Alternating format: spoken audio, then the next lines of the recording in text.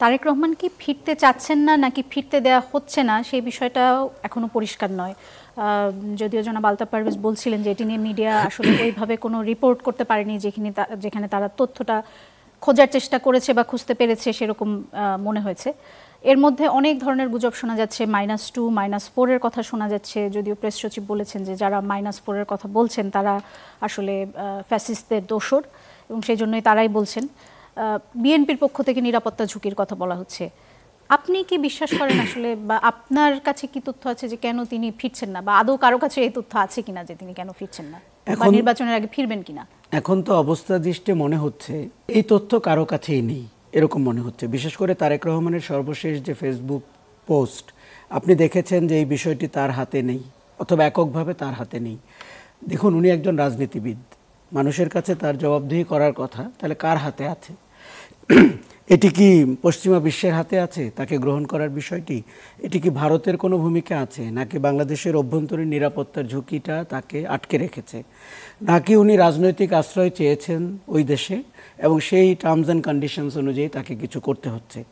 এখন বিএনপির একটা বড় দায়িত্ব ছিল তাদের নেতার অবস্থা বুঝে বাংলাদেশের জনগণকে অবহিত করা যে উনি কেন ফিরছেন না। দেখুন, তার জন্য বাড়ি খোঁজা হচ্ছে, গাড়ি কেনা হচ্ছে, নিরাপত্তার সরঞ্জাম তৈরি হচ্ছে।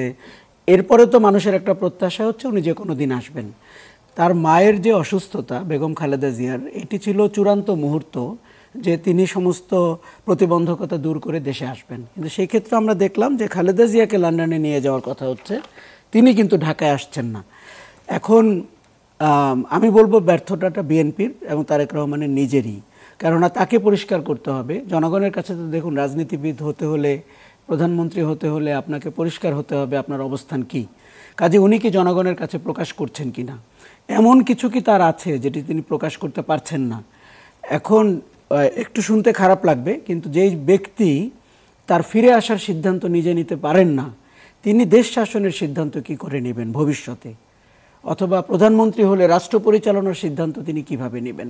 এই প্রশ্ন কিন্তু মানুষের মনে উঠেছে। এখন বাংলাদেশের গণমাধ্যম আস্থাহীনতার সংকটে আছে। সেটি আজ থেকে না, সেটি গত 15 বছর থেকেই। যেদিন থেকে গণমাধ্যম গণভবনমুখী হয়েছে, সেদিন থেকে তাদেরকে মনে হয়েছে তাদেরকে আর ট্রাস্ট করা যাচ্ছে না।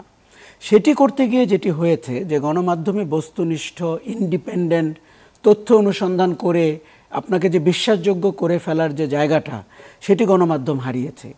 আমাদের একটা বাজে দিক হচ্ছে, এখানে যারা যেই রাজনৈতিক দল কাভার করে তাকে অনেকটা ওই দলের কর্মী মনে হয়। মিডিয়া আউটলেট থেকে যিনি বিএনপির অনুষ্ঠানগুলোতে যান তাকে বিএনপির কর্মী মনে হয়, জামাতের অনুষ্ঠানে যান জামাতের কর্মী।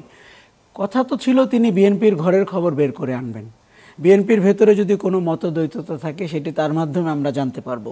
কিন্তু উনি অনেকটা মাউথ পিসের মতো, বিএনপি কখনো বিকেলে সন্ধ্যায় যা যা বলছে উনি ওইটা প্রচার করতে থাকেন। ফলে আপনি রাইটলি বলেছিলেন, সোশ্যাল মিডিয়া, ইউটিউব, ফেসবুক, এগুলোকে মানুষ মনে করছে যে মোর ট্রাস্টেবল, ক্রেডিবল, এবং ট্র্যাডিশনাল মিডিয়াকে মনে করছে যে তারা হয় কিছু লুকাচ্ছে অথবা তারা জানে না। গণমাধ্যমকে এই পরীক্ষায় উত্তীর্ণ হতে হবে। আপনি যেহেতু সামনে একটি নির্বাচন রয়েছে, রাজনৈতিক দলগুলো ডিফারেন্ট অবজেক্টিভ থাকবে। এখন আপনি কি তার পরিবেশক হবেন, নাকি আপনি নিজ দায়িত্বে মানুষকে বিশ্বাসযোগ্য সংবাদ পরিবেশন করবেন? বেগম খালেদা জিয়া যদি ক্রিটিক্যাল কন্ডিশনে থাকেন, গত 1 সপ্তাহ ধরে যেটি আমরা বলছি, তাকে ভিজিট করতে যায় কি করে মানুষ? এটি তো এই রকম একজন রোগীর কাছে যাওয়ার কথা না।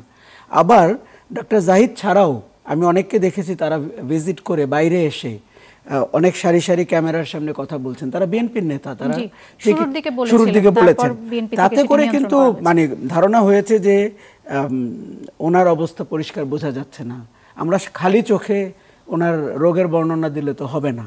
ফলে আমার মনে হয়েছে যে দলের পক্ষ থেকে সঠিক বয়ানটি বাজারে আসে। এবং তিনি লন্ডনে যাচ্ছেন কি যাচ্ছেন না, গেলে কবে যাবেন, সেই বিষয়গুলো নিয়েও আজকে কিন্তু বা গতকালকে আমাদের মনে হয়েছে যে যতটা ক্রিটিক্যাল অবস্থা মনে করা হয়েছিল চিকিৎসকদের বর্ণনা মতে সেটি কিন্তু অত ক্রিটিক্যাল না। এন্ডোস্কোপি করছেন অথবা সিটি স্ক্যান করছেন, আজকে সেটি মনে হচ্ছে। এটি থেকে আমাদের যেটি শিক্ষা, যে আমরা পরিবেশনার ক্ষেত্রে আরেকটু সংযমপূর্ণ হতে পারি কিনা এবং তথ্যভিত্তিক হতে পারি কিনা। আর অনুসন্ধানী সাংবাদিকতা কোথায় গেল? তারেক রহমান ফিরবেন না, এটি সালাউদ্দিন আহমেদ বলার চেয়ে একটি মিডিয়া আউটলেটের একজন রিপোর্টার, লন্ডনে আমাদের অনেক প্রতিনিধি আছেন, তারা বিশ্লেষণ করতে পারেন, দেশে অনেক প্রতিনিধি আছেন, ইন্টারনাল সিকিউরিটি নিয়ে কাজ করতে পারেন।